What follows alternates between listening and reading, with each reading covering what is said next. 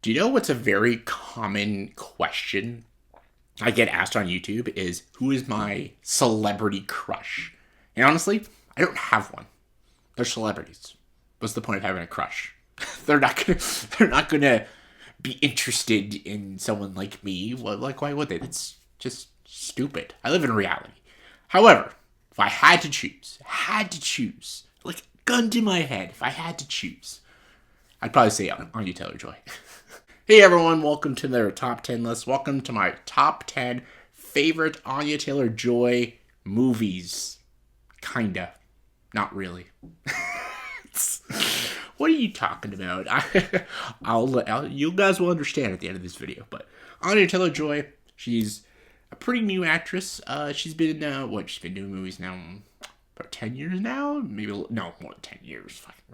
15 years, 10, 15, 12 years. She's a modern actress, and I've enjoyed her acting since she started with The Witch, and I'm like, she's a talent. When I saw her in The Witch, I'm like, this girl, she's gonna be amazing, and she is. She's fantastic. She's never been nominated for an Oscar yet, but who gives a shit? That's a joke of a ceremony, anyways. But Anya Taylor-Joy, I'm always a fan. I'm always gonna watch all the movies she's in. She doesn't have all amazing movies. She's done some stinkers. Everyone has, but for the most part, I enjoy most of her movies. So here's my 10 favorites. Personal opinion. It's all opinion. Everyone's gonna be like, where's this? Where's that? Maybe it's just not for me. Just saying. All right, number 10, Emma. Emma. Emma is a very good movie. Come on. It's Shakespeare story of Emma. Shakespeare story. Jane Austen's story. I'm leaving that in. That's funny. I mess up sometimes. I say stupid shit. To err is to human. Shakespeare. Oh my god. I gotta keep that in. That's funny shit. Jane Austen. I'm reading Pride and Prejudice right now, so this is embarrassing. I just said Shakespeare. Shakespeare didn't write books. He wrote poems. Plays. Yeah, Emma. Emma is one of my favorite Jane Austen stories. Sense and Sensibility is up there too. I'm reading Pride and Prejudice for the first time. That's for a future video idea too. So look forward to that. But Emma, great. I liked the Gwyneth Paltrow version of Emma, but I've never seen every film adaptation.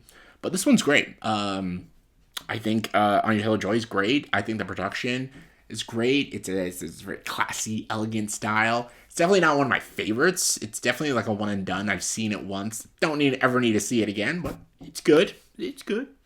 Number 9, the Super Mario Brothers movie. She's Peach, Princess Peach. And I thought she was great. I think a lot of people were really good in this movie. This movie was shockingly good. When this movie was first announced, that the Super Mario Brothers movie by Illumination is coming out and having all these big A-list actors in it, I'm like, that sounds stupid. Like, really bad. Then the trailers came out, and I'm like, okay, it looks good, animation-wise. I'm still skeptical. Saw the movie, it was good. I liked it. It was very entertaining. I've seen this 3 times already, because my freaking nephew loves it. You know what? It's a fun time. It's so entertaining. It's great for the kids. It's great for the adults. It's great for people, fans of the Mario Brothers. I grew up with Mario Brothers, so of course. Chris Pratt was actually good. Charlie Day was good. Jack Black crushes it as Bowser. And, yeah, Anya Taylor-Joy as Princess Peach. She's great. She's awesome. She's badass. She's cool. I couldn't think of a better actress to play Peach. Again, it's not a masterpiece. It's not even top tier animation of this decade, but still good time. All right. Number 8, Thoroughbreds. Thoroughbreds is a super underrated, kind of drama, dark comedy thriller. Her and Anna Cook are in this movie, and they are both killing it in this film. Such an underrated film. You gotta have a really twisted sense of humor to watch this movie.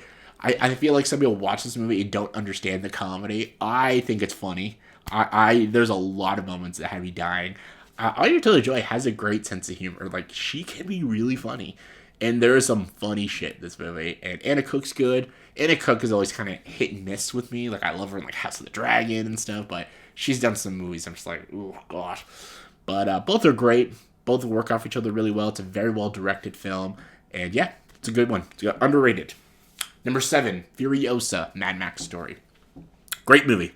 Another movie I was not really like looking forward to because I thought it was too little too late. Because Mad Max Fury Road is spectacular.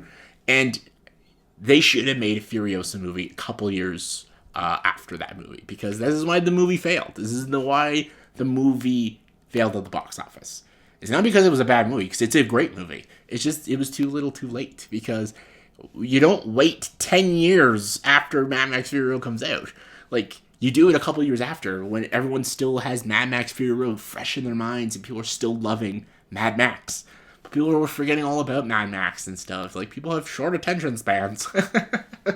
Like, they should have made one right after it, because this is a good movie. George Miller did a great job. Anya Taylor-Joy is very good in the film because she is a very quiet performance. It's almost borderline a silent film when she's in the movie. Chris Hemsworth is just chewing the scenery. He's great. Even the young actress that plays Furiosa is fantastic. It's not as good as Fury Road. There's a lot of silly moments. There's a lot of things that kind of drag. The CGI is very noticeable in this film. The CGI you don't even notice in Fury Road because it blends so beautifully with the practical effects. But the CGI, man, you notice that shit. But it's still a great movie. It's still a great Mad Max movie. Mad Max is a franchise that just doesn't have a bad movie. Yes, even Beyond Thunderdome. I will defend that movie. That movie's not great, but I still think it's a good movie. Mad Max is just a good series. All 5 films are good. And Furiosa is a good one. Number 6 is The Gorge. I just did a whole review of it. I'm not going to talk about it. Just go watch my review of The Gorge. I did a whole 8-minute review. This movie's good. It's one of Scott Derrickson's best movies. It's a nice romance story, but also a really good action thriller with a lot of horror aspects to it. It's predictable, but that's kind of part of its charm. It's done well. This is how big action movies should be made, with care, passion, likability, and something that can actually engage you for 2 hours. So check out The Gorge.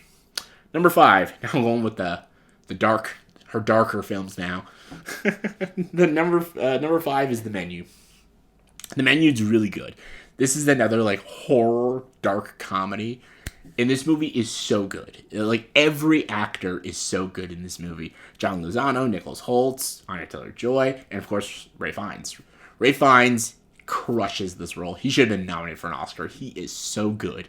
Very twisted, very sympathetic too, and you just love his character.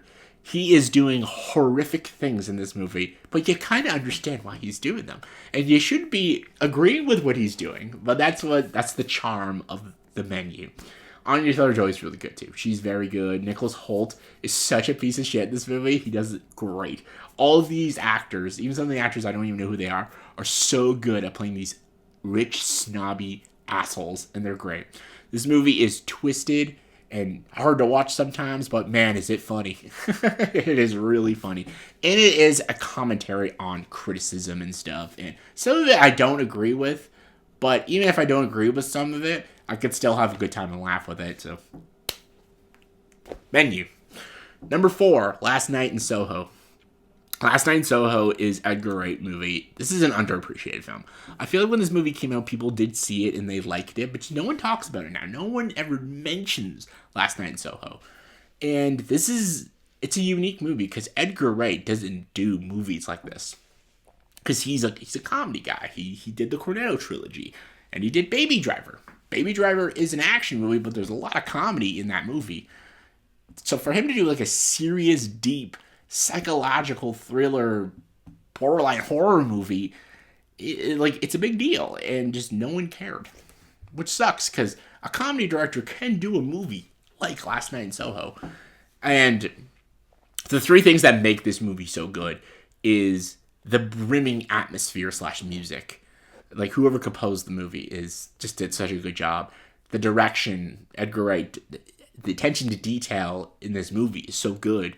The lighting, the camera movements, just the motions, the movements, the pacing, so well done. Edgar Wright knows what he's doing. And Anya Taylor-Joy, she's great in this movie. She makes every part of this movie just seamless with her performance. And yeah, I loved it. Such a good movie. All right, number 3 is The Witch. I had to put The Witch at number 3 because this is the movie that introduced the world to Anya Taylor-Joy, or just me to Anya Taylor-Joy. This movie came out in 2016. I saw it in theaters. It looked so weird. I remember seeing this movie with my sister, and she did not think it looked good. She saw the trailer. She's like, I don't know about that. And she loves horror movies, but I wanted to check it out. We checked it out together. We both loved it. I love the low budget feel. I love the language, how they speak in it. It really feels like you're in this time period, in this decade, in this century, with this family. It's so uncomfortable and unpleasant. This movie oozes atmosphere. This is Eggers, man. This is the beginning of Robert Eggers, one of my favorite modern directors. It's so well directed, and Anya Taylor-Joy crushes the role. She is fantastic. And like, I forget the actor's name. I always forget this guy's name. He's in so many movies. The guy who plays her dad. He is also so good in the movie. And yeah, the main star is Eggers. His direction is spectacular. The music, the shots, just, everything about this movie is such an uncomfortable film, but it's done to perfection. Gotta love The Witch. Number 2 is The Northman now. So The Northman's interesting because when you're doing a top 10 list of an actress, do you do movies where she's the best in, or the movie's the best? That's where it gets hard to do top 10. Like when you do like a top 10 Morgan Freeman movies, do you pick your number 1 as the best movie he is in, or the best movie he gives the best performance in? That's where it gets like weird. So for this, I picked the movie, my favorite movie she is in, which is The Northman. It's again, it's Eggers, Robert Eggers. Everybody is so good in this movie, though. Alexander Skarsgård, Willem Dafoe, Anya Taylor-Joy, Nicole Kidman, Bjork, like Ethan Hawke. Like, everyone is so good. The action is the brutality of this movie is amazing. I'm a huge Viking guy. This is great. It's so well directed. It is so well paced. And even though Anya Taylor-Joy, she is one of the leads, but she doesn't have a lot to do in this movie, she's still a very vital role and a very good actress in the film and still crushes it. And she's even saying she loves Eggers, working with Eggers so much. She said, even if I have to be like a background character, I will be in every movie of his if he needs me. Same with Willem Dafoe, says the same shit. So I still love this movie. I love her in the movie. It's just the movie itself I adore. So I had to put it in number 2. But what's number 1? Everyone's going to be like, well, it's obviously Split. It's the only one that you haven't mentioned. It's Split. No, it's not. That movie's not even on the list. I'm not a huge Split fan. I'm not big on Glass. Same fucking shit. I'm not big on those movies.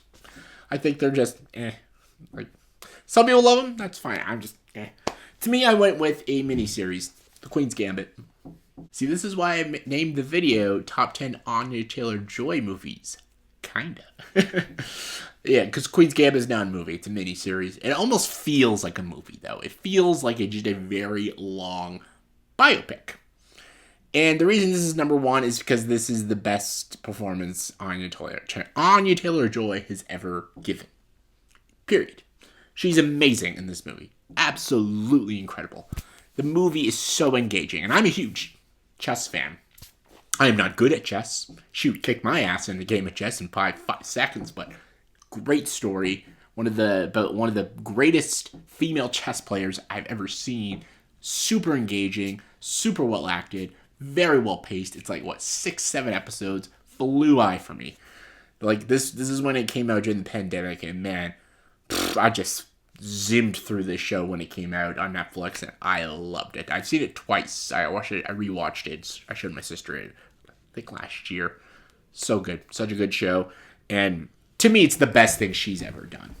And I think she did win a Golden Globe and Emmy for this, for Best Actress in a Miniseries. Rightfully so. It's the best thing she's done. Queen's Gambit, all the way.